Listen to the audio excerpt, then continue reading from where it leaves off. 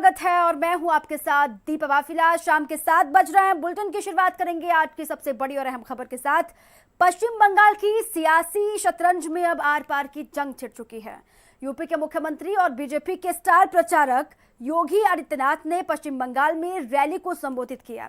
CM योगी helicopter से झारखंड पहुंचे और सड़क के रास्ते पश्चिम बंगाल के पुरुलिया पहुंचकर मंच से ममता के गढ़ में हल्ला बोल का ऐलान कर दिया। देखिए रिपोर्ट।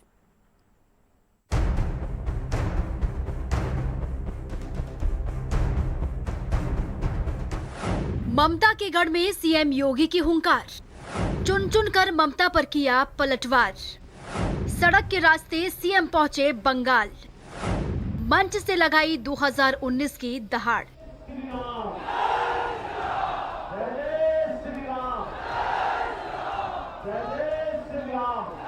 लोकसभा चुनाव से पहले देश में राजनीतिक माहौल गर्म है। रैलियों का दौर लगातार जारी है और सियासत की बिसात पर है पश्चिम बंगाल। वो पश्चिम बंगाल जहां पर टीएमसी और बीजेपी में आर पार की जंग चल रही है, जिसकी बानगी एक बार फिर पुरुलिया में दिखाई दिया। बंगाल की ममता सरकार ने बीते दिनों बीजेपी अध्यक्ष अमित शाह और यूपी के सीएम योगी आदित्यनाथ का हेलीकॉप्टर नहीं उतरने दिया, तो अपने पक्के इरादों वाले यूपी के मुखिया ने इस बार इसका तोड़ निकाल ही लिया।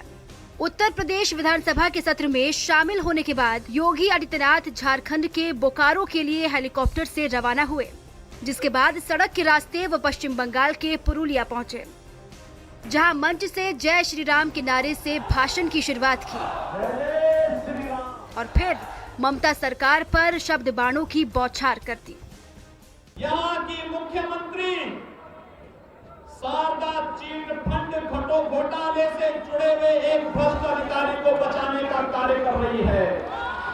एक प्रदेश की मुख्यमंत्री धरना देने के लिए बैठ जाए, लोकतंत्र के लिए इससे ज्यादा शर्मनाक और निंदनीय दूसरा नहीं हो सकता है जो आचरण यहाँ की मुख्यमंत्री का रहा है। और उनके द्वारा कहा जा रहा था कि यूपी संभल नहीं रहा है।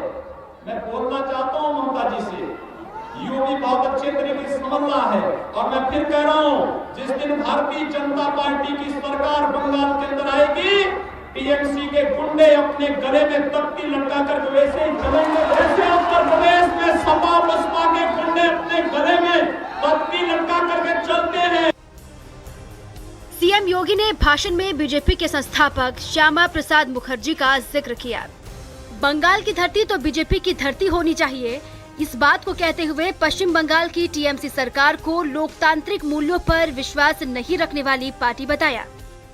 कि बंगाल की धरती तो वास्तव में ये भारतीय जनता पार्टी की धरती होनी चाहिए, क्योंकि भारतीय जनता पार्टी पूर्व जनसंघ के संस्थापक अध्यक्ष डॉक्टर श्यामा प्रसाद मुखर्जी इसी बंगाल की धरती की देन थे। बता दें कि इससे पहले बीजेपी अध्यक्ष अमित शाह के हेलीकॉप्टर को मालदा में उतरने नहीं दिया गया था, हालांकि बाद में इजाजत मिली। गौरतलब है कि बीजेपी इस मुद्दे पर टीएमसी पर पूरी तरह से हमलावर है। मंगलवार को ही यूपी बीजेपी की ओर से ट्वीट करते हुए ममता बनर्जी पर निशाना साधा गया। ब्यूरो रिपोर्ट, भारत समाचार।